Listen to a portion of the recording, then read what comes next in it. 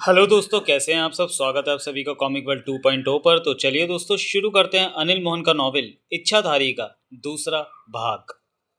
वो दहाड़ थी जो कि पहले पहल तो किसी जानवर की लगी थी, परंतु दूसरी बार तुरंत ही उन्हें एहसास हो गया कि वो चिंगार जानवर की न होकर किसी और ही चीज़ की थी। लगता था जैसे कोई गुस्से से चिल्ला रहा। वो जो कुछ भी था इधर ही आ रहा था, क्योंकि दूसरी बार दहाड़ पहले की अपेक्षा करीब से आई थी। राक्षस। उस आवाज को सुनते ही उनकी सोचों से ये सोच टकराई थी। शाम के करीब 8:30 बज रहे थे। चारों तरफ घना अंधेरा छाया था। आकाश में तारे और चंद्रमा तीव्रता के साथ चमक रहे थे। सामने का जंगल दिखाई न दे रहा था। उस तरफ काली स्याह चादरी बिछी महसूस हो रही थी। मध्यम मध्यम सी ठंडी हवा चल रही थी। हथियारों के साथ उन तीनों ने अलग अलग पोजीशन ले रखी थी। बाकेलाल राठौर एक तरफ झाड़ियों में कुल्हाड़ा पकड़कर दुबका बैठा था। कमर में तलवार फंसी हुई थी। अंधेरे में उसकी नजरें हर तरफ देख रही थीं। पास में ही नगीना मौजूद थी। उसके चंद कदमों के फासले पर एक पेड़ पर रुस्तम राव चढ़ा हुआ हर तरफ देख रहा था। उस चिंगाड़ को सुनकर वे चौंके थे। दूसरी बार वे सतर्क हो गए थे। झोंपड़ी के सामने खाली जगह पर सूखी लकड़ियां इकट्ठी करके कुछ देर पहले ही आग लगाई थी। उस अलाव की आग में आसपास की कई चीजें स्पष्ट नजर आ रही थीं। तभी उन तीनों के कानों में भागते कदमों की आवाज पड़ने लगी। अपनी अपनी जगह पर छिपे तीनों की निगाह जंगल की दिशा की तरफ उठ गई थी, जहां से भागते कदमों की आवाज आ रही थी। उन्होंने देखा, उधर से कोई आ रहा था। कहाँ है? एकाएक वातावरण में गर्जना सी उभरी। सामने आ। उधर से दौड़ता आता वो झोपड़ी की तरफ जा रहा था। ये आग किसने जलाई? मूर्ख युवक, सामने आ। मैं तेरे को खाने आया हूँ। इस बस्ती का तू आखिरी भोजन है मेरा। कल से मैं किसी और बस्ती में अपना शिकार। कहते कहते वो आग के पास जाकर टिटका। उन तीनों ने उसे अलाव की रोशनी में स्पष्ट देखा और पहचाना। वो राक्षस ही था। समय के बताए हुलिये के मुताबिक उसे पहचानने में देर न लगी। काला, लंबा, चौड़ा, अजीब सा दैत्य था वो। उसके होठों के बाई तरफ का आगे का दांत बाहर को निकला चमक रहा था, जो कि उसकी भयानकता को बढ़ावा दे रहा था। जिस्म पर उसने सिर्फ कमर में कपड़ा बांध रखा था, बाकी का शरीर चमक रहा था। उसके होठों से गुर्राहट निकल रही थी। वो हर तरफ देख रहा था। सामने आ, वो चीखा। मैं तेरे को खाए बिना वापस जाने वाला नहीं।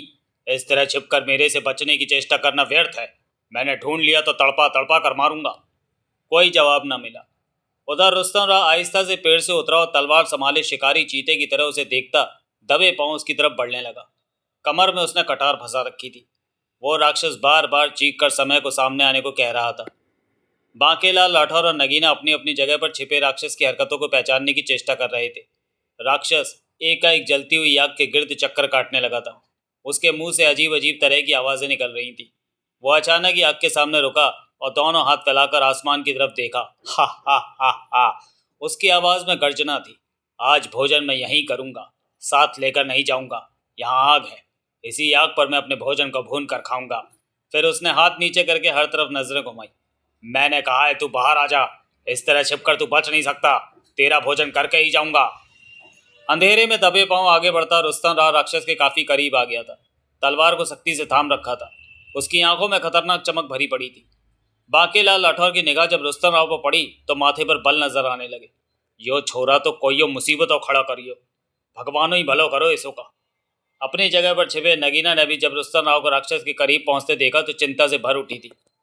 उसे इस बात का एहसास हो चुका था कि इस राक्षस का मुकाबला नहीं किया जा सकता। रुस्तम राव राक्षस की पीठ की तरफ से उसकी तरफ बढ़ रहा था। चंद कदमों का ही फासला बचा था उनके बीच। राक्षस उसे पहाड़ जैसा लग रहा था। तभी रुस्तम राव तलवार को दोनों हाथों से पकड़े उछला और तलवार की नोक नीचे किए पूरी ताकत से तलवार राक्षस की गर्दन में घुसेड़ दी। पीछे से घुसी तलवार गर्दन के आगे से निकलकर बीच में अटक गई। राक्षस के जिस्म को हल्का सा झटका लगा। वो फौरन पलटा और उसकी लाल लाल आंखें रुस्तम राव पर जा टिकी। स्वभाव के विपरीत वो बेहद शांत नजर आ रहा था। रुस्तम राव ने सूखे होठों पर जीप फेरी।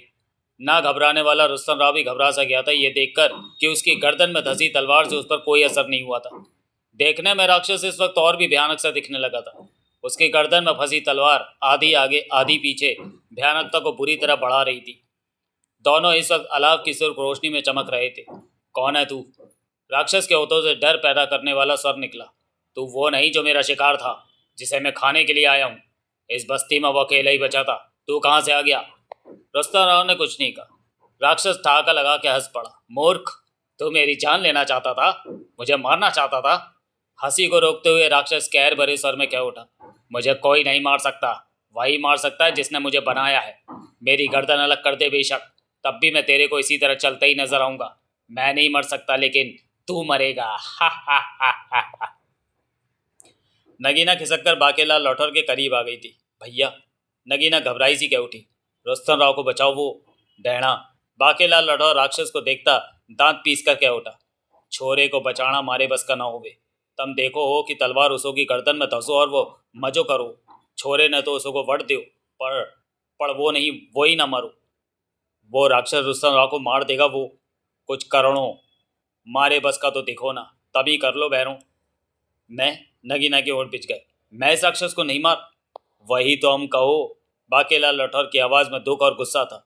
अब मजबूर हो गए इसो राक्षसों के सामने, छोरे का ना बचा सके। तभी उनके देखते ही देखते राक्षस ने रुस्तम राव को पकड़ने के लिए झपट्टा मारा। रुस्तम राव ने उसके हाथ से बचते हुए भाग जाना चाहा, लेकिन राक्षस के हाथ में उसकी बाह आ गई। हा हा हा हा हा हा। वो ठहाका लगा उठा, मेरे हाथों से बचकर तू नहीं भाग सकता। भैया, नगीना के होठों से परेशान तड़प भरा सा स्वर निकला, यो छोरा तो ना बचो। बाकेलाल लठौर के होठों से भिचा भिचा स्वर निकला, कुछ करो बाके भैया। नगीना तड़प उठी, इब तो भगवानो ही करो जो करो, मारी जान तो खुदो फांसी लागो हो। तभी उस राक्षस ने रुस्तम राव को हल्का सा झटका दिया और वो जल रहे अलाव के पास जा गिरा। राक्षस ने ठहाका लगाया और आगे बढ़ा। रुस्तम राव उछल कर खड़ा हुआ कि राक्षस उसके पास था। बैठ नीचे। राक्षस ने उसके कंधे पर हाथ रखकर दबाव दिया तो रुस्तम राव लड़खड़ा कर नीचे गिरा। इसके साथ ही राक्षस उसके पास ही नीचे बैठ गया। वो लड़का तूने जिधर भी छिपा दिया उसे तो मैं ढूंढ कर कल खाऊंगा, आज तेरे को खाऊंगा। रुस्तम राव ने मुस्कुराने की कोशिश की। बाप, हम राक्षसों की कोई रिश्तेदारी नहीं होती। हम बाप, मेरे को खा के तेरे को कोई फायदा नहीं होला अपन। राक्षस ने अपनी गर्दन में फंसी तलवार को खींचकर निकाला और पूरी ताकत से तलवार घुमा दी। खच! तलवार रुस्तम राव की गर्दन पर लगी। देखते ही देखते उसका सिर पेड़ से टूटे फल की भांति अलग हुआ और जलते अलाव में जा गिरा। राक्षस ठहाका लगा उठा। अलाव की रोशनी में सब कुछ बहुत भयानक लग रहा था। रुस्तम राव का बिना सिर का शरीर जमीन पर पड़ा तड़पने लगा। सन्न रह गए थे बाकेलाल लठौर और नगीना। आंखें फटी की फटी रह गई थी। जड़ शरीर, सिर से पांव तक वे अविश्वास में डूब चुके थे। कभी भी रुस्तम राव की ऐसी मौत की कल्पना नहीं की थी। अभी भी उन्हें लग रहा था जैसे ये सब सपना हो। रुस्तम राव अभी उठेगा और उनके पास आ पहुंचेगा, लेकिन उसका सिर तो अलाव में जा गिरा था। वो अभी वे अविश्वास के सागर के भीतर बाहर जा रहे थे कि उनके देखते देखते राक्षस ने हाथ में पकड़ी तलवार ऊपर की और रुस्तम राव के तड़पते शरीर की टांगों पर पड़ी। दोनों टांगें कट गई। उसने यहीं बस नहीं की और तलवार से उसके शरीर के टुकड़े करने लगा। बाकेलाल लठौर के मस्तिष्क को तीव्र झटका लगा। वो जैसे होश में आया। गुस्से में डूबा उसका शरीर जोरों से कांपा और पागलों की तरह चीखते हुए राक्षस की तरफ दौड़ा। हरामजादो, थारी माँ को गधे के साथ बांधो हम, तन्ने मारे छोरे को वट दियो, मारी अखियों के सामने ही सामड़ो ही सबो कुछ कर दियो, हम थारो पूरे खानदान को वट के। पागलों की तरह दौड़ता चीखता चिल्लाता बाकेलाल लठौर अभी 20-25 कदम दूरी था उस राक्षस से कि तभी राक्षस ने तलवार उसकी तरफ की और जोरों से फूंक मारी। उसी पल बाकेलाल लठौर को ऐसा लगा जैसे उसका शरीर जड़ होता जा रहा हो। आगे बढ़ता वो इस तरह वहां रुक गया था जैसे किसी ने खींचकर खड़ा कर दिया हो। उसने आगे बढ़ना चाहा लेकिन कोई फायदा नहीं हुआ। उसने खुद को बंधा हुआ जड़ पाया। कई पलों तक उसकी यही स्थिति रही। साथ ही साथ देखता रहा कि राक्षस रुस्तम राव के शरीर के कटे टुकड़े जलती आग में फेंक रहा है। बाकेलाल लठौर का खून सुलग रहा था। अपनी स्थिति का एहसास था उसे कि वो हिल नहीं पा रहा, आगे नहीं बढ़ पा रहा। इसी पल उसे ऐसा लगा जैसे उसके शरीर में कोई कवच चढ़ता जा रहा हो। वो गर्दन हिलाकर देख पाने के काबिल तो था नहीं। एक बाह अवश्य आगे की तरफ थी, उस बाह को देख सकता था। अलाव की मध्यम सी रोशनी उस तक कभी कभार चमक मार कर आ जाती थी। उस रोशनी में वो बाह देख रहा था कि कमीज का कपड़ा किसी सख्त चीज़ में बदल गया है जिसमें अगड़ाहट आ गई थी। बाकेलाल लठौर इतना तो समझ गया था कि कोई बड़ी अनहोनी उसके साथ हो गई है। रुस्तम राव की मौत देखकर उसकी आंखें सुलग रही थी। वो देख रहा था कि राक्षस अपने कामों में व्यस्त है। उसका सारा ध्यान रुस्तम राव के शरीर के टुकड़ों की तरफ है, जैसे वो उसका सबसे कीमती सामान हो। बाकेलाल लठौर गुस्से से चीखा, राक्षस को बहुत बुरा भला कहा, परंतु वो अपने काम में व्यस्त रहा। उसके बाद देखते ही देखते अलाव में रुस्तम राव के शरीर का भुना हुआ हिस्सा निकाला और उसे खाने लगा। मारे छोरे को बहुत बुरी मौत आए हो, बाकेलाल लठौर बड़बड़ाया। उसकी आंखों में आंसू आ गए। वो कुछ नहीं कर सकता था। उसका शरीर जड़ हो गया था। राक्षस ने जाने किस शक्ति का प्रयोग उस पर किया था। सिर्फ होंठ और आंखें खुली थी। देख सकता था, बोल सकता था, बस वो जैसे खड़ा था वैसे ही खड़ा था। उसे अभी तक खुद नहीं मालूम था कि उसे क्या हो गया। हर तरफ अंधेरा था। राक्षस उस समय आगे शरीर के टुकड़ों को आग में भूनकर खा रहा था।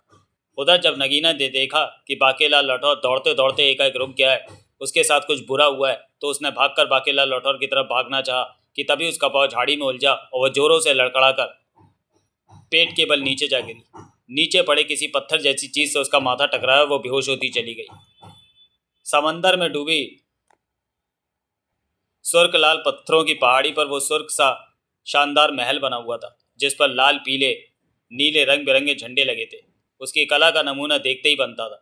125 साल पहले जब तबाही मची तो वायुलाल ने अपने सेवक से देवदासियों के साथ यहाँ सुरक्षित डेरा डाल लिया था और मंत्रों द्वारा तैयार किया गया शुद्ध जल की एक एक बूंद सबकी जुबान पर रख दी थी कि जिससे उनकी उम्र वहीं की वहीं रुक जाए, स्वास्थ्य और सुंदरता बनी रहे, शरीर सलामत रहे। उसके बाद पहाड़ी पर बने इस लाल महल का उसने हर संभव विस्तार किया।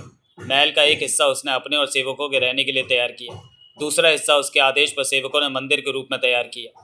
तबाही के बाद वे इस महल से निकलकर जमीन पर पांव रखते तो उन्होंने पत्थर बन जाना था। अदृश्य शापग्रस्त शक्तियों ने उन सबको घेर लिया था। वो शक्तियां तभी उन्हें मुक्त करती जब मिन्नो यानी मोना चौधरी पुनः जन्म लेकर उनके पास आती। उसके पांव इस जमीन पर इस स्वर्ग पहाड़ी पर पड़ते। वायुलाल मिन्नो का शिष्य था। वायुलाल के पास जो भी विद्या थी वो मिन्नो यानी मोना चौधरी ने उसे सिखाई थी। मोना चौधरी के चंद खास शिष्यों में से था वायुलाल और उस मंदिर का बड़ा पुजारी था। उस मंदिर की सीमा दायरे में आते 100 से ज़्यादा गांव थे जिन पर वायुलाल की हुकूमत चलती थी।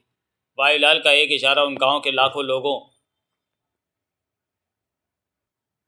वायुलाल की विद्या के सब कायल थे, उसके सामने सिर झुकाते थे और वायुलाल का सिर मोना चौधरी यानी मिन्नो के सामने झुका रहता था। इस बात का एहसास था वायुलाल को कि मिन्नो जब भी चाहे अपनी शक्ति से उसके हाथ पांव बांध सकती है। उसकी विद्या पर अपनी शक्ति से ताला लगाकर उसे सामान्य साधारण इंसान बना सकती है।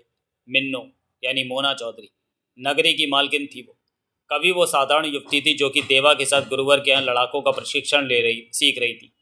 गुरुवर से विद्याएं सीख रही थी, जहाँ देवराज चौहान यानी देवा, पूर्व जन्म के जग्गू, गुलचंद, भंवर सिंह, त्रिवेणी, नील सिंह, परसू, कालूराम व ढेरों अन्य शिष्य थे। तब यूं ही विद्याएं सीखते हुए मस्ती से जिंदगी बीत रही थी। शिष्यों के बीच कभी कभार गंभीर झगड़ा भी उठ खड़ा होता था। इन झगड़ों के बारे में पाठक बंधु पूर्व उपन्यासों में पढ़ चुके हैं और आगे की अन्य उपन्यासों में पढ़ेंगे। तभी नगरी की मालकिन सुलेखो ने बीमारी की वजह से अपनी जगह छोड़ दी। अब नगरी के रिवाज के मुताबिक नगरी को शक्तिशाली मालकिन चाहिए थी। इसके लिए लड़ाका युवतियों में जानलेवा मुकाबले रखे गए और अंत में जीत मिन्नो की हुई। मिन्नो नगरी की मालकिन बन गई और वहाँ के बड़ों के आदेश पर मिन्नो को तरह तरह की विद्याएं सिखाई गई। इस तरह मिन्नो तिलिस्म की मालकिन बनी। कई हैरत अंगेज कारनामों की जानकार बनी। वो ऐसी ऐसी विद्याएं जान गई कि साधारण इंसान उस बारे में सोच भी नहीं सकता था। इसके साथ ही साथ वो नगरी चलाने के पैतरों के मामलों में भी विशेषज्ञ बन गई। नील सिंह यानी महाजन, परसू यानी पारसनाथ उसके हमेशा सिर से लेकर पांव तक वफादार रहे और उसके हक में दोस्तों की तरह काम करते रहे, जान पर खेलते रहे। दोनों की यही आदत इस जन्म में भी है। इसी तरह धीरे धीरे मिन्नो के चेले चपाटे भी बनते चले गए। ये सब ज़रूरी भी था क्योंकि मिन्नो महसूस कर रही थी कि हर तरफ की खबरें पाने के लिए अपने आदमियों का हर जगह पर मौजूद होना ज़रूरी था। उसके दबदबे वाले आदमी हर जगह पर और उसके हक में काम करते रहे, तभी वो नगरी की मालकिन बनी रह सकती थी। यही वजह थी कि उसने सैकड़ों शिष्य तैयार किए जो कि उसके इशारे पर हर काम करने को तैयार रहते थे। उन्हीं में से एक शिष्य वायुलाल था, जिसके बारे में पाठक थोड़ा बहुत जान चुके हैं। शेष जानकारी आगामी पृष्ठों में मिलेगी। उधर गुरुवर के यहाँ उनके खास शिष्यों में से एक देवा था। देवा को गुरुवर लड़ाई की हर विद्या सिखा चुके थे और तिलिस्म से वास्ता रखती विद्याएं सिखाने जा रहे थे कि नगरी में झगड़ा छिड़ गया। देवराज चौहान, जगमोहन, सोहनलाल, रुस्तमराव, बाकेलाल लौठौर यानी देवा, जग्गू, गुलचंद, त्रिवेणी, भंवर सिंह उन झगड़ों में देवा के साथ कूद गए और यही वजह रही कि ये सब इन विद्याओं से वंचित रह गए। देवा और मिन्नो के विचार नहीं मिलते थे। इसी कारण नगरी की मालकिन बनने के बाद भी देवा और मिन्नो में झगड़ा होता रहता था। देवा मिन्नो से तंग था, मिन्नो देवा से तंग थी। उनके झगड़े निरंतर बढ़ रहे थे और नाई पेशीराम यानी फकीर बाबा ने इनके झगड़े को बढ़ा दिया था। इधर की बात उधर करके नया दिन नई आग लगाता रहा पेशीराम। कई बातें तो पूर्व उपन्यासों में पाठक जान चुके हैं, शेष जानेंगे। नगरी में हुए हादसे इतने ज़्यादा हैं कि धीरे धीरे इस व अन्य उपन्यासों में पाठकों को इसकी जानकारी मिलती रहेगी। इस वक्त लाल पहाड़ी का दृश्य मनमोहक और देखने लायक था। सफ़ेद धोती लपेटे वो युवतियां सीढ़ियोंदार रास्ते पर, पीले कपड़े पहने, उन्हीं के बीच चंद सेवक भी मौजूद थे। गाइस, जिसने भी स्कैन करी है उसने देख के स्कैन नहीं करी है या फ़ोटो खींची है। जिसने भी, उसने ढंग से फ़ोटो नहीं खींची है क्योंकि फ़ॉन्ट्स कट रहे हैं। तो जो मुझे दिख रहा है वही मैं पढ़ रहा हूँ। सीढ़ियोंदार रास्ता किनारे पर आकर ढलुआ होकर नदी के भीतर गुम होता जा रहा था। उसी किनारे पर उन सेवकों के सबसे आगे खड़ा होता था वायुलाल। सिर पर मोटी चुटिया, लाल सुर्ख चमकता चेहरा, गले में रुद्राक्ष की मालाएं, जनेऊ बगल में होता हुआ कमर तक आ रहा था। उसकी चमक से खुशी से भरी नजरें नदी पर थीं, जहाँ से वो कश्ती आती करीब आ चुकी थी, जहाँ इस वक्त उसके लिए खुशियाँ मौजूद थी। कश्ती में गंगू चप्पू मार रहा था, वायुलाल का सेवक गंगू। साथ में मौजूद था सोहन लाल, यानी पूर्व जन्म का गुलचंद, गंगू का दोस्त। कश्ती के बीचों बीच लकड़ी का खिड़कियों वाला कमरा था, जिसके भीतर मोना चौधरी, पारसनाथ और महाजन मौजूद थे। कश्ती उन सीढ़ियों के पास पहुंच चुकी थी। मिन्नो दोबारा जन्म लेकर वायुलाल के पास 125 बरस बाद पुनः पहुंची थी। इस पहाड़ी नुमा महल मंदिर में रह रहा वायुलाल आज़ाद था, अब कहीं भी जाने के लिए। 125 बरस पहले जब तबाही मची तो इस विद्या का उल्टा असर हो जाने की वजह से वायुलाल यहाँ कैद सा होकर रह गया था। ज़्यादा बातें जानने के लिए पढ़ें अनिल मोहन का पूर्व प्रकाशित उपन्यास देवदासी। 125 बरस बाद आज मिन्नो और वायुलाल का बातचीत का मिलन था।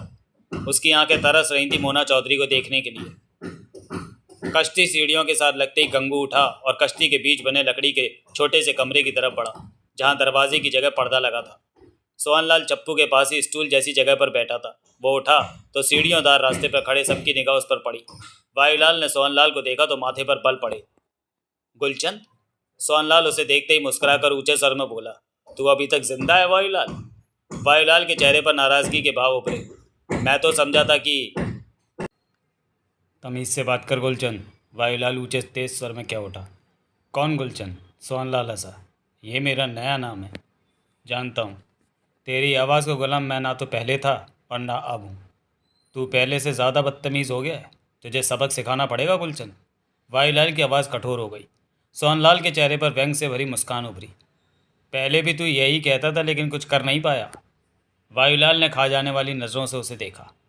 बहुत कुछ किया। कौन कहता है कि मैं कुछ नहीं कर। हाँ, सच में बहुत कुछ किया। सोहनलाल का सर जहर से भरा होने लगा। मंदिर का बड़ा पुजारी बनकर तूने मोना चौधरी की शय पर हर बुरा काम किया है। लोगों को राह से भटकाया। अपने फ़र्ज़ का तूने बुरे तौर पर इस्तेमाल किया। रानी के गांव के लोगों की इच्छाएं बदलकर उन्हें तूने राक्षस योनि में डाल दिया। मंदिर की मामूली सी देवदासी रानी को उच्च विद्याएं सिखाई ताकि वो सच्चे मन से तुझे प्यार करे। वो नहीं मानी। देवराज चौहान को प्यार करने लगी तो तूने बुरे भाव से उसका बदला बहुतों से लिया। बड़ा पुजारी बनकर तूने खामोश, गरज उठा वायुलाल। तेरी ऊंची आवाज़ मुझे चुप नहीं करा सकती और मैं तेरे से डरता नहीं, सोहनलाल ने कठोर स्वर में कहा। उसके सूखे चेहरे पर गुस्से के तीखे भाव आ ठहरे थे। तूने ढेरों बुरे काम किए और नगरी की मालकिन मिन्नो ने खामोश रहकर तेरा साथ दिया, तेरे को कभी रोका नहीं। जैसा राजा वैसी प्रजा। तेरे बदले की भावना इतनी बुरी रही कि तूने मंदिर जैसे शब्द पर कलंक लगा दिया। तू खामोश बदजात! वायुलाल गला फाड़कर चीखा। सोहनलाल जहर भरे अंदाज में हंसा। मैं तेरी जान ले लूँगा गुलचंद। वायुलाल क्रोध से सुलग उठा। तू कुछ नहीं कर सकता। सोहनलाल कड़वे स्वर में क्या उठा। पहले जन्म वाली बातें पहले जन्म के साथ समाप्त हो गई। अब मैं जिस दुनिया से आया हूँ वहाँ तेरे जैसे बहुत वायुलाल हैं। रोज़ ही मिलता हूँ उनसे। वायुलाल क्रोध के सागर में डूबा कांपता दिखा। सोहनलाल? मोहन मोना चौधरी की आवाज़ उसके कानों में पड़ी। सोहनलाल की निगाह फौरन आवाज़ की तरफ घूमी। मोना चौधरी, पारसनाथ और महाजन उस केबिन नुमा कमरे के बाहर खड़े थे। खामोश हो जाओ, मोना चौधरी ने सोहनलाल को देखते हुए सख्त स्वर में कहा। मैं वायुलाल की ये भाषा नहीं सुन सकता। सुननी पड़ेगी तुझे, वो ऐसे ही बोलेगा। मोना चौधरी का सर सख्त हुआ। ये उसकी जगह है, मालिक है वो यहाँ का। सबके सामने वो तेरी बातों से अपनी इज्जत नहीं उतरवाएगा। सोहनलाल होठ भींच कर रह गया। तुम्हें इस बात का ध्यान रखना चाहिए कि वो वायुलाल है। तू मेरे साथ यहाँ तक पहुँचा सिर्फ इसी बात का वो लिहाज कर रहा है, वरना अब तक तो मैं तुम्हारे शब्दों की सज़ा अवश्य दे देता। सोहनलाल मोना चौधरी को देखता रहा। जवाब में कुछ नहीं कहा। वो जानता था कि मोना चौधरी ठीक कह रही है। कहे भी तो क्या कहे। महाजन मुस्कुराया। फंसा पड़ा है। सोहनलाल होठ चबाकर रह गया। अपनी मजबूरी का एहसास था उसे। तभी गंगू सोहनलाल के पास पहुंचा। तू खामोश नहीं रह सकता, उसने दबे स्वर में कहा। साला हरामी वायुलाल, तो तू मेरे सामने मेरे मालिक को बुरा भला कह। वो है ही बुरा। वो गुलचंद, हम दोस्त अवश्य हैं। मैं तेरी इज्जत करता हूँ कि तू पिछले जन्म का दोस्त है मेरा, लेकिन इसका ये मतलब नहीं कि वायुलाल को तू इस तरह बुरे शब्द कहता रहे। मैं कभी भी पसंद नहीं। तू मेरे को ऐसा बोलता है? गंगू के चेहरे पर विवशता के भाव उभरे। दबे सर में वो बोला, गुलचंद समझा कर, तू अच्छी तरह जानता है कि वो मेरा मालिक है और बहुत घटिया मालिक है तेरा। सोहनलाल ने मुंह बनाकर कहा, अपना खूंटा कहीं और ठोक ले। मोना चौधरी को देखते ही वायुलाल का चेहरा खिल उठा। मिन्नो! वायुलाल खुशी से चीख उठा। मोना चौधरी मुस्कुराई। तू फिर जन्म लेकर आ गई, मेरे लिए तू आ गई मिन्नो। वायुलाल पागल सा उठा। मैं जानता था तू आएगी, सबसे कहता था कि तू आएगी। तेरे यहाँ आते ही इस पहाड़ी पर पाँव पड़ते ही हम सब मंत्रों के बुरे असर से मुक्त हो जाएंगे। ये सारी जगह फिर से जीवित हो जाएगी। यहाँ सब कुछ पत्थर बन गया था, उन सब में जीवन भर आएगा। यहाँ के जीवन का चक्र फिर से शुरू हो जाएगा मिन्नो। यहाँ का ज़र्रा ज़र्रा तेरा एहसान मन तो तुम पहले भी थे वायुलाल। महाजन क्या उठा। ओह नील सिंह, पहले भी तो मिन्नो के एहसानों के नीचे दबा हुआ था, वरना तू था क्या? गली गली जाकर पेट भरने वाला मामूली सा पंडित। मिन्नो ने तेरे पर मेहरबानी की और तेरे को विद्याएं सिखाकर इतने विशाल मंदिर का बड़ा पुजारी बना दिया। मिन्नो के एहसानों को तू कहाँ चुका पाएगा? सच कहा तूने नील सिंह, मैं वास्तव में कुछ नहीं था। बड़ा पंडित बनने के बाद अपने आराम के लिए तूने क्या क्या नहीं किया। तू तो महाजन, पारसनाथ ने टोका। महाजन ने उसे देखा। ये वक्त इन बातों का नहीं है। पारसनाथ के शब्दों पर महाजन सिर हिलाकर रह गया। मोना चौधरी की निगाहें वहाँ के वातावरण पर घूम रही थी। ठहर क्यों गई मिन्नो? वायुलाल का ऊंचा स्वर पुनः सुनाई दिया। आ, कश्ती से उतर, इस ज़मीन पर, पहाड़ पर पाँव रख। उल्टे पड़ चुके मंत्रों से यहाँ की ज़मीन को मुक्ति दिला, ताकि यहाँ का हाल पहले की तरह सामान्य हो सके और तू अपनी शक्तियों के दम पर फिर मनमानी कर सके। सोहनलाल कड़वे स्वर में क्या उठा। चुप कर, गंगू दबे सर में बोला। वायुलाल को गुस्सा आ जाएगा। मैं डरता हूँ क्या? अपने पर काबू रख गुलचंद। तेरे को कोई सज़ा मिली तो मुझे दुख होगा। तो भूल रहा है कि मैं इस जन्म में सोहनलाल हूँ, वो गुलचंद नहीं जो। मिन्नो को देख। मोना चौधरी कश्ती में आगे बढ़ी थी। कदम उठाते ही कश्ती हौले से हिली। मोना चौधरी ने कश्ती की छोटी सी मुंडेर पर पाँव रखा और लाल सुर्ख पत्थर की उन सीढ़ियों पर कूद गई जो कि ऊंचाई लेते हुए कुछ ऊपर पहाड़ी के भीतर तक जा रही थी। इस तरफ वो सीढ़ियाँ पानी के भीतर जाती हुई गुम हो रही थीं। वहाँ पाँव रखे मोना चौधरी को कुछ क्षण ही बीते थे कि एकाएक तीव्र कंपन हुआ। लगा जैसे वो सारी जगह दूर दूर तक कांप उठी हो। किसी ने वो सारी जगह हाथों में पकड़कर झंझोड़ दी हो। खड़े खड़े वहाँ कई लोग लड़खड़ा उठे, खुद को संभालने की चेष्टा में लग गए। मोना चौधरी की आंखें बंद थीं। कश्ती पर खड़े महाजन, पारसनाथ, सोहनलाल और गंगू सब नज़ारा देख रहे थे। शीघ्र ही उस कंपन की मध्यम सी आवाज़ें थम गईं। तभी महाजन के होठों से निकला, वो देख पारसनाथ, शांत पड़ी नगरी में हलचल उठ गई है। उनकी निगाह नदी किनारे की तरफ गई। किनारे पर आते वक्त उन्होंने पत्थर हुई पड़ी नावें, कश्तियाँ देखी थी। पत्थर हुए पड़े लोगों को देखा था, पड़ी ये देवदासी। परंतु अब चंद पलों में ही उन सब में जान आ गई थी। वे पत्थर के ना रहे थे। नाव, कश्तियाँ अपने लकड़ियों के ढांचे में लौट आई थीं। पत्थर के बुत बने लोगों में जीवन भर आया था। वो सामान्य ढंग से हिलने, बात करने लग गए थे। उन्हें ऐसा लग रहा था जैसे नींद से उठे। कंपन रुकते ही मोना चौधरी ने आंखें खोली। बेहद तीव्र चमक नजर आ रही थी आंखों में, जैसे उसमें कोई शक्ति आ बैठी हो। तभी वायुलाल का ठहाका गूंज उठा हुआ, खुशी भरा ठहाका। मोना चौधरी ने गर्दन घुमाकर महाजन और पारसनाथ को देखा, फिर कह उठी, आओ। दोनों आगे बढ़े और कश्ती के किनारे पर पांव रखते सीढ़ियों पर कूद पड़े। महाजन ने सोहनलाल को देखा। मैं गंगू के साथ रहूँगा, सोहनलाल ने गंभीर स्वर में कहा। ये मेरा दोस्त है, हम तेरे को अपने साथ रखना ठीक समझते? पारसनाथ ने कहना चाहा। इसे गंगू के साथ रहने दो, हमें ऐतराज़ नहीं। मोना चौधरी कह उठी। यहाँ पर सोहनलाल हमारे खिलाफ कोई हरकत नहीं कर सकता, करेगा तो बुरा भुगतेगा। उसके बाद छोटी छोटी सीढ़ियाँ चढ़ने लगे तीनों। स्वागत है मिन्नो, वायुलाल आदर भाव से कह उठा। तुम्हारे रास्ते में मैं खुद को बिछाता हूँ। यही स्वागत है मिन्नो का, महाजन ने होठ से कोड़े। जल्दबाजी में जितने स्वागत का मैं इंतज़ाम कर सकता था वो अवश्य किया है, वायुलाल बोला। भीतर चलिए, महल में मिन्नो के स्वागत का कुछ हिस्सा अवश्य मौजूद है। कहने के साथ ही वायुलाल पलटा, उन छोटी छोटी सीढ़ियों को धीमे धीमे तय करता आगे बढ़ने लगा। पीछे मोना चौधरी, महाजन और पारसनाथ चल पड़े। दाएं बाएं स्वागत के तौर पर खड़ी देवदासियां और सेवक हाथ बांधे सिर झुकाए खड़े थे। चलते हुए वायुलाल की नज़रें नदी पार हर तरफ जा रही थीं, जहाँ मनुष्य काम में व्यस्त नजर आ रहे थे। कहीं गाय बैल आते जाते दिखाई देते थे, तो कहीं बैलगाड़ी, घोड़ा गाड़ी। दूर कहीं मंदिर का घंटा बजने लगा था। उसकी आवाज़ बहुत मधुर थी, कानों को जैसे शक्ति पहुँच रही थी घंटे की आवाज़ सुनकर। मैं आज बहुत खुश हूँ मिन्नू, चलते चलते वायुलाल खुशी से कह उठा।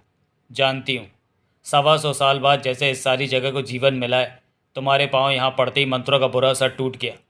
अब सब कुछ सामान्य हो गया, जिस पर हमारा इशारा चलेगा पहले की तरह। वायुलाल कहता जा रहा था। अब मैं कहीं भी जा सकूँगा, कहीं भी पाँव रख सकूँगा। जो कुछ भी हुआ तुम्हारी गलतियों से हुआ वायुलाल। छोटी छोटी सीढ़ियाँ तय करती मोना चौधरी कह उठी। हाँ, अब एहसास होता है कि कई गलतियाँ मुझसे हुईं, कई ऐसे काम थे जो मुझे नहीं। ये बातें हम भीतर जाकर करेंगे, मोना चौधरी ने गंभीर स्वर में टोका। अवश्य। वायुलाल भी गंभीर हो गया। मैंने गलतियाँ की तो 125 बरस तक उन गलतियों की वजह से तकलीफ़ भी भोगी। यहाँ का मालिक होते हुए भी कैदियों सा जीवन, उफ, कैसा तकलीफ़ भरा वक्त था। मोना चौधरी की निगाह आगे गई। सीढ़ियाँ पहाड़ी की दीवार में बने रास्ते के भीतर जा रही थीं। सोहनलाल और गंगू कश्ती में ही खड़े थे। सोहनलाल सोच भरी नज़रों से उन्हें सीढ़ियों पर जाता देख रहा था, जबकि गंगू की खुशी भरी नज़रें जीवित हो चुकी नगरी को देखे जा रही थीं। मन को कितना सुकून मिल रहा है सब कुछ सामान्य स्थिति में पाकर। गुलचंद। सोहनलाल ने उसे देखा। सीताराम के पास चलेंगे, उसकी दुकान पर, कहकर गंगू हौले से हंसा। क्यों? क्यों उसका चैन आराम करता है? सोहनलाल हंस पड़ा। हमें देखते ही वो अपनी बीवी को छिपाने में लग जाएगा कि कहीं हमारी नज़र उसकी खूबसूरत बीवी पर ना पड़ जाए। दोनों एक साथ हंसे। उसकी बीवी लक्ष्मी भी शरारती है, अपने पति सीताराम की आदत जानती है। वो भी कभी पानी देने के बहाने तो कभी चाय के बहाने 2-4 चक्कर दुकान पर लगाई जाती है। सोहनलाल क्या उठा। दुकान के पीछे ही तो घर है, पर्दा उठाया तो इधर, पर्दा उठाया तो उधर चलेगा। गंगू मुस्कुराया। चलता है अभी? हाँ। सोहनलाल की निगाह सीढ़ियाँ चढ़ती मोना चौधरी की तरफ गई। गंगू, पहले मैं वायुलाल की ये जगह देखना चाहूँगा कि पहाड़ी के भीतर क्या क्या है। सोहनलाल क्या उठा। ठीक है, पहले तेरे को ये जगह दिखा देता हूँ, फिर सीताराम के पास चलेंगे। गंगू और सोहनलाल नाव से बाहर निकलकर सीढ़ियों पर आ गए। सीढ़ियाँ समाप्त होते ही मोना चौधरी, महाजन और पारसनाथ ने खुद को पहाड़ी के भीतर बहुत ही शानदार विशाल हॉल में मौजूद पाया। उस जगह का आलम निराला ही था। उसी लाल पहाड़ी पत्थर से ही वहाँ का फर्श बनाया हुआ था। पहाड़ के चौकोर टुकड़ों को काट काट कर चिकने बना बनाकर फर्श पर लगाया गया था। ठीक सामने करीब 250 फीट दूर लाल पत्थर का ही स्टेज बना हुआ था, जिस पर हीरे जवाहरातों से जड़ा सिंहासन पड़ा चमक रहा था। 15 फीट चौड़ा रास्ता सीधा उस स्टेज तक जा रहा था। रास्ते के दोनों तरफ दरियाँ बिछी थीं, बैठने का इंतज़ाम था।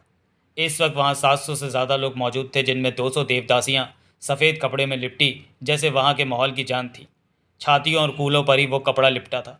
परियों से कम नहीं लग रही थी वो, खूबसूरती में एक से बढ़कर एक। शेष सेवक और साधु थे।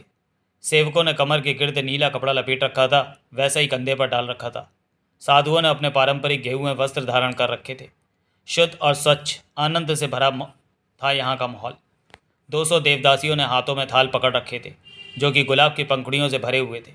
ये देवदासियाँ स्टेज जैसी जगह के रास्ते के दोनों तरफ स्वागत भरी मुद्रा में मुस्कुराती खड़ी थीं।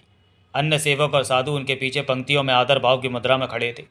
यहाँ की छत अवश्य बेढंगी थी, सपाट ना होकर ऊबड़ खाबड़ थी, जैसे औजारों से पहाड़ को काट कर छत की जगह बनाई गई हो। दीवारें सपाट थी और उन पर लोहे के गोल कुंदे 10-10 फीट के फासले पर 8 फीट ऊपर फिट थे, जिनमें पीतल की मशालें फंसी रोशनी फैला रही थीं। एक तरफ 12 फीट ऊंचे स्टैंड में बेहद भारी 100-150 किलो के घंटे लटक रहे थे। मोना चौधरी, महाजन और पारसनाथ के भीतर आती घंटों के पास मौजूद सेवकों ने घंटों के साथ बंधी जंजीर को तेजी से हिलाना शुरू कर दिया। इसके साथ ही घंटे बजने लगे। घंटों की आवाज़ें दिल और दिमाग को अजीब सा सुकून पहुंचा रही थीं। मोना चौधरी वहीं ठिठकी हर तरफ नजरें घुमा रही थी। उसके चेहरे पर गौरव से भरी मुस्कान नाच रही थी। चमकते चेहरे पर अजीब सी खुशी के मौजूद होने का एहसास हो रहा था। उसके खड़े होने के अंदाज में ऐसे भाव थे जैसे वह बहुत बड़ी जगह की मालकिन हो। यूं भी उसे पूर्व जन्म का सब याद था। नगरी की मालकिन थी वो, हर कोई उसके हुक्म का गुलाम था। वो ऐसी ऐसी विद्याओं की ज्ञाता थी कि कहीं पर भी कुछ भी कर सकती थी। चंद गुरुओं के अलावा सिर्फ वही थी जो इन विद्याओं की ज्ञाता थी, और गुरुओं को सार्वजनिक तौर पर इन विद्याओं का इस्तेमाल करने पर मनाही थी। सिर्फ वही खुले में इन विद्याओं का इस्तेमाल अपनी मर्जी से कर सकती थी। महाजन और पारसनाथ के चेहरों पर भी अजीब सी खुशी छा चुकी थी। ऐसी खुशी की चमक उसके चेहरों पर पहले नहीं देखी थी। वो भी यहाँ के माहौल का आनंद ले रहे थे। मिन्नो, वायुलाल आदर भरे स्वर में दोनों हाथ बांधे क्या उठा। आगे बढ़ो, अपना सिंहासन ग्रहण करो। इस जगह पर यही एक ऐसी जगह है जो तुम्हारे इंतज़ार में 125 बरस से खाली पड़ी है। मोना चौधरी ने उसी चमक भरी नज़रों से वायुलाल को देखा। कोई जाने या ना जाने, परंतु मैं तो जानता ही था कि तुम्हें जन्म लेकर यहाँ आना ही है। तुम्हारे पैर पड़ेंगे यहाँ, वायुलाल प्रसन्नता भरे स्वर में कह रहा था। आज के ही वक्त के लिए इस जगह को छोड़ रखा था। दिन में 2 बार सफाई के बाद यहाँ के दरवाजे बंद कर दिए जाते थे। हीरे जवाहरातों से जड़ा वो सिंहासन तुम्हारे बैठने के लिए तैयार करवाया। यहाँ पर पहाड़ी पर मेरे पास सीमित साधन थे। पहाड़ी ज़मीन पर नदी के पार हम पाँव रखते तो हम भी पत्थर के हो जाते। जो था उसी में ही तुम्हारे स्वागत की तैयारियां कर रखी थी। मुझे विश्वास है कि यहाँ की हर वस्तु तुम खुशी खुशी ग्रहण करोगी। हमारी कुर्सी नहीं तैयार करवाई? पारसनाथ ने शांत स्वर में कहा। वायुलाल ने पारसनाथ और महाजन को देखा, फिर हंसकर कह उठा, तुम दोनों को भला कुर्सियों की क्या ज़रूरत है? क्यों? महाजन ने आंखें सिकोड़ी। क्या हमारे में हवा में ही बैठ जाने का सिस्टम लगा है? तुम दोनों की जगह तो मेरे दिल में है, अपने दिल में बिठाऊंगा मैं। साला चालू, महाजन ने उसे घूरा। जो भी हूँ, जैसा भी हूँ, आप लोगों का हूँ। वायुलाल दांत दिखाकर हंसा। तेरे को सीधा करना पड़ेगा। क्यों परसू? महाजन ने पारसनाथ को देखा। पारसनाथ मुस्कुरा कर रह गया। तुम दोनों उधर जाओ। वायुलाल ने कुछ दूर नजर आ रहे दरवाजे की तरफ इशारा किया। दोनों ने उधर देखा। वहाँ क्या है? पारसनाथ ने पूछा। आपके स्वागत का इंतज़ाम। हमारा स्वागत? पारसनाथ के होंठ सिकड़े।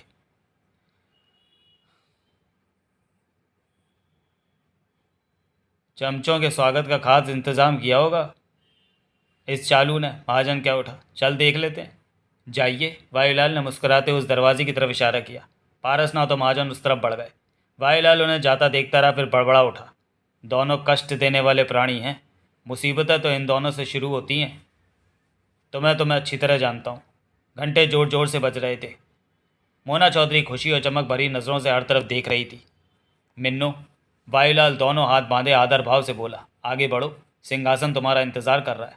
मोना चौधरी ने वायुलाल को देखा। यह सिंहासन जब से बना है तुम्हारे ही इंतज़ार में खाली पड़ा है। उस पर बैठकर उसे खुशी दो। तभी मोना चौधरी के शरीर में हरकत हुई। उस रास्ते पर उसने कदम बढ़ा दिए। वायुलाल पीछे हाथ बांधे चल पड़ा। उसके पीछे बाहर आए साधु, युवक और देवदासियों की लंबी कतार थी। नगरी की मालकिन मिन्नो इस तरह खुश रहे। वायुलाल ऊंचे स्वर में बोला, खुश रहे। वहाँ मौजूद सबका स्वर एक साथ गूंजा। घंटे बराबर बज रहे थे। उसके बाद खुश रहे का संयुक्त स्वर गूंजता रहा। मोना चौधरी के आगे बढ़ते ही रास्ते के दोनों तरफ खड़ी देवदासियां हाथों में थामे फूलों के थाल से गुलाब की पंखुड़ियों की मुट्ठियां भर भर कर मोना चौधरी पर गिराने लगी। गुलाब की महक वातावरण में फैलकर सुखद मदहोशी फैलाने लगी। मोना चौधरी आगे बढ़ती जा रही थी। घंटों के बजने की आवाज़ तेज़ होती जा रही थी। महाजन और पारसनाथ ने उस दरवाजे से भीतर प्रवेश किया तो उन्होंने खुद को बहुत बड़े कमरे में पाया, जो कि साधारण ढंग से सजा हुआ अच्छा लग रहा था। वहाँ बैठने के लिए कुर्सियों के बीच 3 फीट ऊंची गोल टेबल मौजूद थी। एक तरफ कोने में बेड मौजूद था, जिन पर जालीदार कपड़ा पड़ा हुआ था, यानी कि बेड पर कोई हो तो वो बाहरी व्यक्ति को आधा अधूरा ही नजर आए, उसकी हरकतों को स्पष्ट न देखा जा सके। कमरे को देखने के बाद उन्होंने एक दूसरे को देखा। नील सिंह, पारसनाथ बोला, यहाँ क्या है हमारे लिए? यही तो मैं सोच। उसी पल उनके कानों में घुंघरू की मध्यम सी छम छम पड़ने लगी। ये? महाजन कहता कहता रुका। घुंघरू की आवाज़ इधर से ही आ रही है, पारसनाथ ने कहा। 2 जोड़ी घुंघरू की आवाज़ें, ध्यान से सुन। 2 पल वे खामोश रहे। आवाज़ें करीब आती जा रही थीं। तो ये इंतज़ाम किया है मेरे स्वागत के लिए? महाजन ने होंठ सिकड़े। तभी भीतरी तरफ के रास्ते पर बने दरवाजे पर आकर घुंघरू की आवाज़ धीमी थमी। वे 2 देवदासियां थीं। दोनों ने सिर के ऊपरी हिस्से में उठा हुआ जूड़ा कर रखा था। जूड़े में से बालों की मोटी सी लट बाहर निकली उठ सी रही थी। उन्होंने एक ही छोटा सा कपड़ा वक्षों और कूलों पर लपेट रखा था। बेहद खूबसूरत थी वो। गोरा रंग, तीखे नैन नक्श, मोटी आंखें, आकर्षक गर्दनें, चौड़े कंधे, उठी हुई छातियाँ, नाभि से कुछ नीचे तक का शरीर स्पष्ट दिखाई दे रहा था। चलने पर उनकी कमर में ऐसी लचक उठती कि गला सूखता महसूस होता। उन्हें देखना और किसी पहाड़ी घाटी का मनमोहक दृश्य देखकर होश खो बैठना एक जैसा था। उनकी मुस्कान ऐसी कि जैसे घाटी की चोटी पर से स्वच्छ पानी का झरना गिर रहा हो। वे पलके झपकाती तो लगता जैसे घाटी के ऊपर सूर्य बालों के संग अटखेलियाँ कर रहा हो। सांसें लेने में जब छातियों का जर्रा जर्रा उठान गिरान होता तो लगता मध्यम सी हवा अपने संग पेड़ों को हौले हौले झुला रही हो। शरीर का जरा सा अंग हिलता तो महसूस होता घाटी के पहाड़ धूप छाँव का खेल खेल रहा हूँ। ऐसी थी वो मदहोश सूरतें। महाजन और पारसनाथ उन्हें दरवाजे पर खड़े देखते ही रह गए थे। एकाएक वे मुस्कुराईं, लगा जैसे घाटी में धूप खिल गई हो। दोनों बेहद अदा के साथ आगे बढ़ी। घुंघरुओं की छमछम गूंजी। उन्हें लग रहा था जैसे घुंघरुओं की आवाज़ बहुत दूर से आ रही हो। वे तो कहीं और ही गुम थे। उन खूबसूरत युवतियों को देखते ही वो अपनी नई दुनिया बसाकर उनमें खो गए थे। वे दोनों चंद कदम पहले रुकी और आगे की तरफ उन्होंने हाथ बांध लिए। यहाँ पर आपका स्वागत है, हम आपकी सेवा सत्कार के लिए यहाँ मौजूद हैं, दूसरी ने कहा। उनकी आवाज़ें इतनी प्यारी और मधुर थी कि सुनते ही उन्हें नशा सा होने लगा था। सेवा सत्कार हमारा? पारसनाथ के होंठों से निकला। जी हाँ, क्या सेवा करोगी? महाजन क्या उठा। जो आप हुक्म करें, वो मुस्कुराकर बोली। तुम जैसी खूबसूरती हमने नहीं देखी। महाजन किसी और ही दुनिया में गुम था। आप तो हमें शर्मिंदा कर रहे हैं। सच में? क्यों परसू, मैंने ठीक कहा ना? पारसनाथ खामोश रहा। ये तो बोल गया। महाजन ने गहरी सांस ली। बोल गया? एक खिलखिलाई। क्या मतलब? मतलब कि इसका काम हो गया। महाजन हड़बड़ाया। तुम दोनों को देखकर ही हो गया। कैसा काम? कोई ज़रूरी काम था इन्हें? दूसरी बोली। महाजन ने होंठ से कोड़े। नहीं समझी? काम के बारे में? नहीं, समझाना पड़ेगा। महाजन ने सिर हिलाया। चिंता मत करो, मुनासिब वक्त आते ही समझा दूंगा। कहिए, हम आप दोनों की क्या सेवा करें? क्या कर सकती हो तुम? जो आप कहें। हम सशरीर आपकी इनकी सेवा में हाजिर हैं। सशरीर? महाजन ने गहरी सांस ली। चंद पलों के लिए चुप्पी से उभरी वहाँ। महाजन ने पारसनाथ को देखा। वो खामोश सा कमरे में नजर दौड़ा रहा था। पहले विस्की पिलाओ, महाजन बोला। ये क्या होती है? ये? महाजन कहते कहते रुका, फिर बोला, मदिरा पिलाओ। एक बाहर गई और उल्टे पांव वापस लौट आई। हाथ में जग थाम रखा था, जिसे उसने टेबल पर रखा और एक तरफ मौजूद पीतल के 2 गिलास लाकर टेबल पर रखे और उन्हें भर दिया। उसके बाद उसने बहुत प्यार से दोनों को गिलास थमाया। महाजन ने घूंट भरा और मुस्कुराकर बोला, पास आ जाओ, सेवा सत्कार करना है तो दूर मत रहो। आप हुक्म तो दीजिए, उसने कहा और इटलाटी हुई पास पहुंची। महाजन ने उसकी कमर में हाथ डाला। वो शर्मा कर लिपट सी गई। उसके जिस्म की महक सांसों से टकराते ही महाजन जैसे पागल सा उठा, परंतु अपने पर काबू रखा, घूंट भरा। पारसनाथ ने एक ही सांस में गिलास खाली किया और टेबल पर रखा। मैं मोना चौधरी के पास जा रहा हूँ, उसने शांत स्वर में कहा। महाजन ने उसे देखा, कहा कुछ नहीं। आप बाहर जा रहे हैं? दूसरी बोली। पारसनाथ ने उसे देखा, कहा कुछ नहीं। बताती क्यों नहीं? वो पुनः बोली। हाँ, पारसनाथ के होंठ हिले। नहीं, आप नहीं जा सकते। दूसरी युवती के चेहरे पर तड़प के भाव आ गए। क्यों?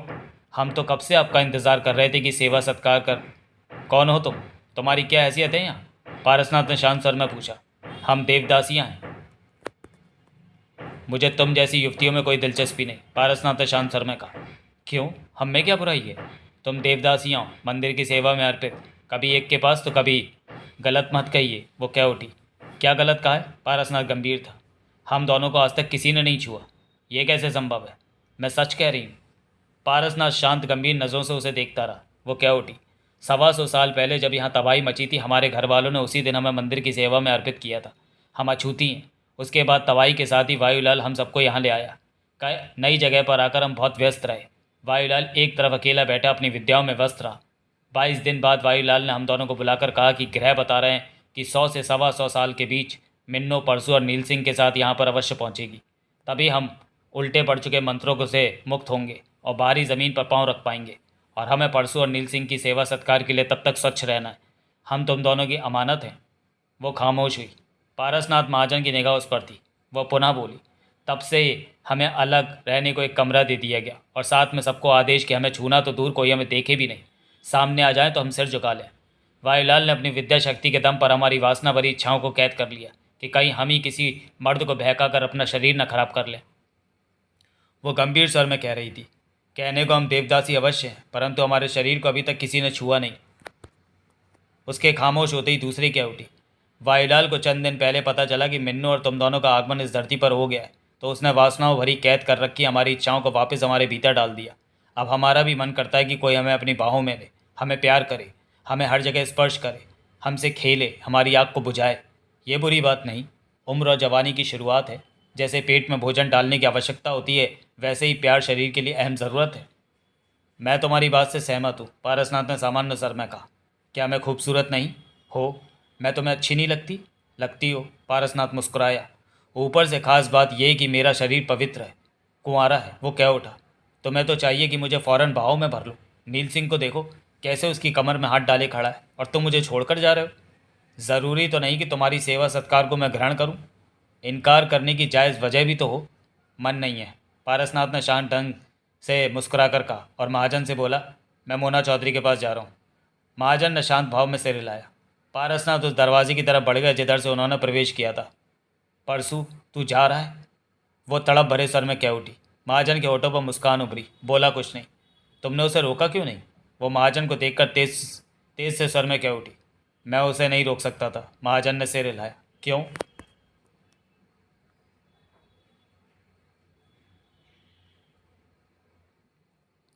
महाजन ने गहरी सांस लेकर कहा, मैं ज़बरदस्ती किसी से काम कराना पसंद नहीं करता। उसके चेहरे पर झल्लाट के भाव ठहरे। महाजन ने बगल में खड़ी युवती को पुनः अपने साथ सटाया। गिलास खाली हो चुका था। इसे भर दो, वो बगल में मौजूद युवती से कह उठा। वो बगल से निकली और गिलास में जग उठाकर मदिरा डालने लगी। गिलास उसने महाजन को थमाया। महाजन ने घूंट भरते हुए उसकी बगल में हाथ डाला। दूसरी युवती तड़प भरे सर में कह उठी, 125 बरस का इंतज़ार करने के बाद मुझे कुछ नहीं मिला। अफसोस है मुझे। महाजन की बगल में मौजूद युवती कह उठी। फिर महाजन से बोली, तुम इसे भी अपने साथ रख लो। क्या, तुम दोनों को?